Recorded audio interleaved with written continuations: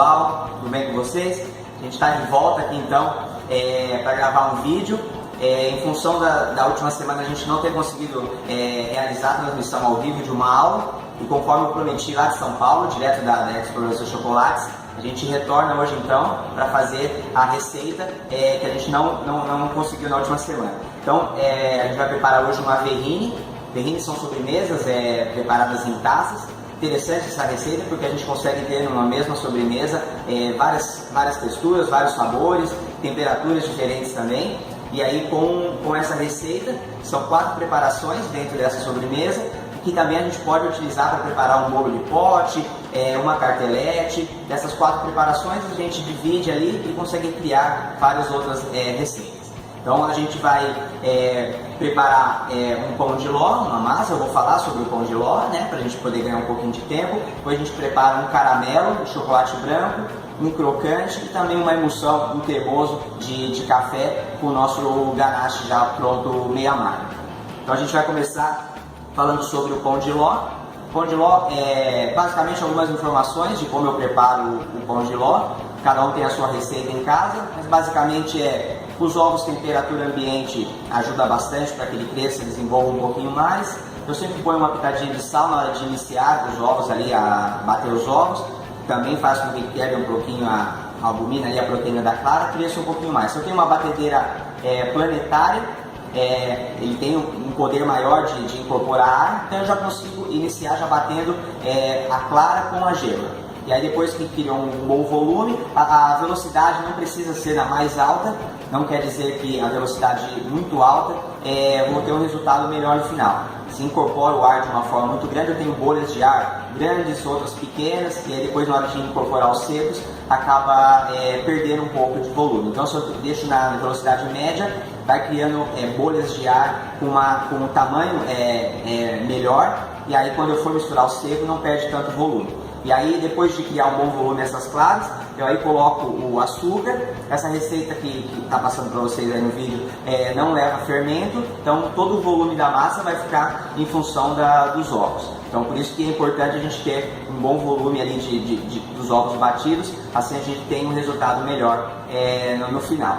Então aqui eu não vou ter tanta preocupação em como vai ficar a altura dessa massa. Eu vou esticar em uma forma sobre um papel manteiga, um tapete de silicone, para que ela fique baixa. Depois eu vou cortar essa massa em cubos. Mas se eu for preparar essa mesma receita para preparar um bolo, que tem que ser um pouquinho mais alta, então o que eu preciso aumentar um pouco essa receita. Eu costumo não untar a forma, e sim só colocar um disco de papel manteiga do tamanho do fundo dessa forma. As laterais eu não unto, justamente para que essa massa ela cresça grudada na forma, e que quando sai do forno e a massa tende a encolher um pouco devido a quando abaixar a temperatura, ela vai estar grudada nas laterais e eu não tenho uma massa com as pontas curvadas. Isso é uma dica também, acho legal, para quando a gente for preparar isso em forma de bolo, por exemplo. Mas no caso de hoje não, eu simplesmente esticar sobre um papel manteiga, asso em forno, não precisa ser a temperatura muito alta. Isso faz com que meu bolo cresça, asse por fora e o interior fique cru, e aí quando a gente tira do forno tem aquela tristeza daquele bolo que cai no meio. Então uma temperatura muito baixa também faz com que ele não cresça, o bolo. Então uma temperatura média eu costumo assar 160, 155, 160 graus, assim ele cresce, tem uma boa estrutura, assa bem por dentro, e aí já é suficiente. Essa basicamente é a dica para o nosso pão de ló. Mas o legal dessa receita é que você também em casa de repente tem ali umas aparas de uma massa de bolo, se for final de ano, alguns pedaços de panetone, Páscoa, bolo pascual, uns pedacinhos. Então a gente utiliza, aproveita isso para que quem faz como sobremesa para casa, ou por exemplo quem faz para vender, consiga ter um lucro maior ainda, porque a gente vai utilizar algumas massas que a gente não iria utilizar em outra receita e iria descartar. Então a gente faz essa verrine, o sabor é o mesmo, fica ótimo. Eu tenho o pão de ló assado, não sei se vocês conseguem ver bem aqui. Eu só cortei ele em cubos, que é o que a gente vai utilizar para a nossa verrine. Como segunda preparação, a gente vai preparar um caramelo agora com chocolate branco. A gente faz um caramelo a seco, mistura com chocolate branco como uma ganache. Preciso de uma panela, um fogão, açúcar refinado, açúcar comum. Transfiro isso para a panela e a gente vai preparar um caramelo a seco. Enquanto isso, vai formando um caramelo. Se eu estou de olho na panela, temperatura média é suficiente. Então, mas sempre de olho para que não queime esse caramelo. Vou deixar ele de uma cor ali de um pouquinho mais escura até que guaraná, como a gente diz para os açúcares e para as caldas. Depois disso eu vou precisar de manteiga, creme de leite. Aqui eu tenho creme de leite. Importante que a gente aqueça o creme de leite, porque quando a gente fizer essa mistura, jogar esse creme de leite na panela, o caramelo vai estar quente. Se eu tenho creme de leite frio, o que acontece? Vai abaixar muito a temperatura e aí o meu açúcar vai endurecer e eu tenho um pouco de trabalho depois de dissolver. E aí o chocolate também, já tem aqui o chocolate branco Selecta Namur, são nosso chocolate puro, nossa nova linha de chocolates. E aqui eu tenho ele já derretido também. Então o importante é, eu preparo um caramelo, depois misturo isso com o chocolate branco. Então é uma dica também para quando a gente for preparar ganache. Ganache é a mistura de uma gordura, um líquido, ou nesse caso aqui o caramelo que vai estar líquido com o chocolate. E aí essa mistura, o que eu preciso? Incorporar bem, é uma mistura não tão fácil de preparar. Então por isso é interessante que o chocolate ele esteja derretido. Assim ele está com as moléculas, as partículas todas abertas, e aí fica mais fácil de fazer a emulsão, a mistura com o líquido. Então aqui dissolvi a manteiga no nosso caramelo. Então agora, como eu disse, creme de leite aquecido, junto com o mel ou a glucose. Então a gente vai misturar aqui para poder cortar um pouco esse nosso caramelo. Posso abaixar o fogo um pouquinho, tirar um pouquinho do fogão para poder a gente ganhar um pouquinho de tempo e aí misturar bem o nosso caramelo com o creme de leite.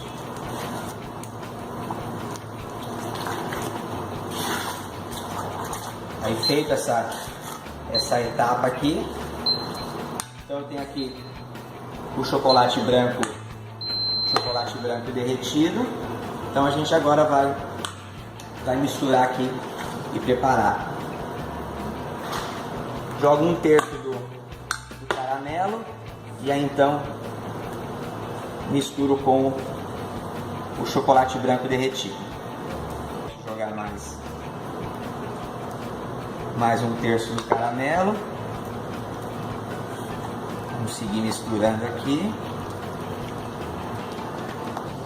E agora um passo importante também para quando a gente vai preparar uma ganache, uma mistura do chocolate com o outro líquido, é que quando a gente termine essa mistura aqui, a gente finalize com um mixer como esse que eu vou utilizar agora. Eu utilizo aqui um mixer de mão.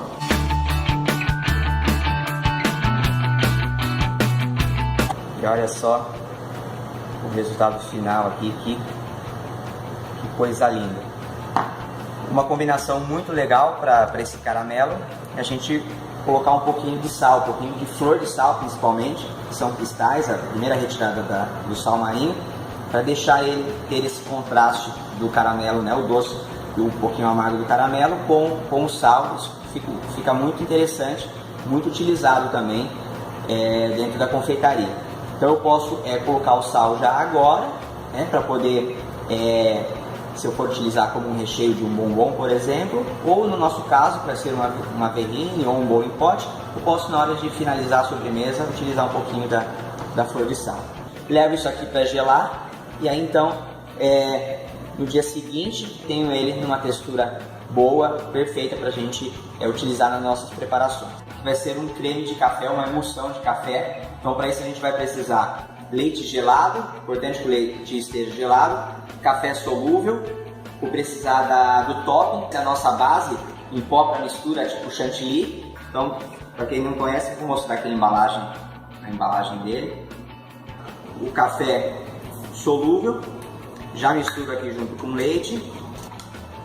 Vou levar isso aqui para a batedeira. Aqui eu tenho, como eu disse, o pó, o topping. Então vou precisar aqui do nosso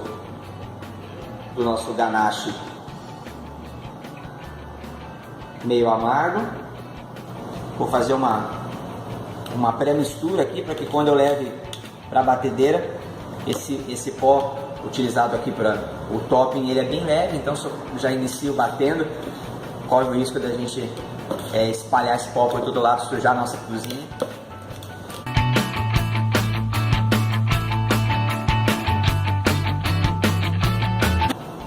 Então aqui pronto o nosso creme aqui de café de chocolate meio amargo, uma textura bem interessante, bem legal, bem saborosa também. Vamos transferir para um saco de confeitar para ficar mais fácil a nossa preparação. Então aqui vamos preencher com toda a preparação nosso saco de confeitar. Já fizemos então, recapitulando, fizemos já nosso pão de ló, já fizemos o caramelo, fizemos já também o nosso creme de café e agora o nosso crocante vai ser, vai ser utilizado na finalização da nossa sobremesa. Então aqui eu tenho 4 ingredientes, todos no mesmo peso: 100 gramas de manteiga, 100 gramas de açúcar, 100 gramas de farinha de trigo, 100 gramas de uma castanha, seja nozes, avelã, amêndoas, aqui eu utilizei amêndoas.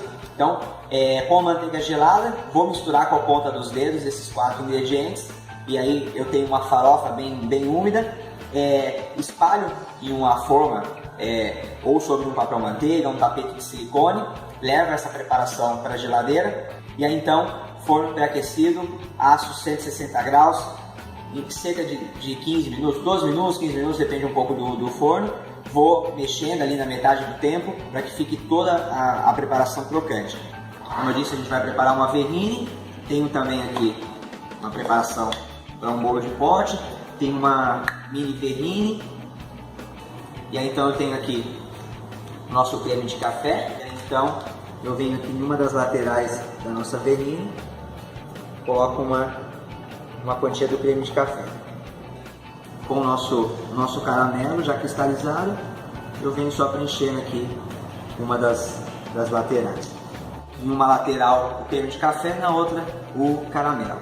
Então, uma próxima etapa agora, eu vou utilizar aqui um pouquinho de flor de sal, como eu disse lá no início da nossa receita, seja para tartelete, um pouquinho para realçar o sabor da nossa sobremesa.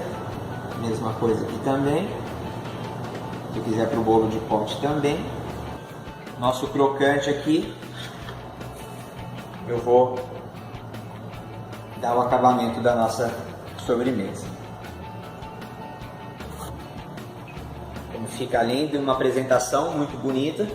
A gente também é uma sobremesa rica em sabor e fácil de preparar também. Então, espero que vocês gostem, acompanhem, mandem mensagens pra gente ali, se gostaram ou não gostaram, e também mandem sugestões para novas receitas e também se já prepararam em casa. Então, um abraço a todos.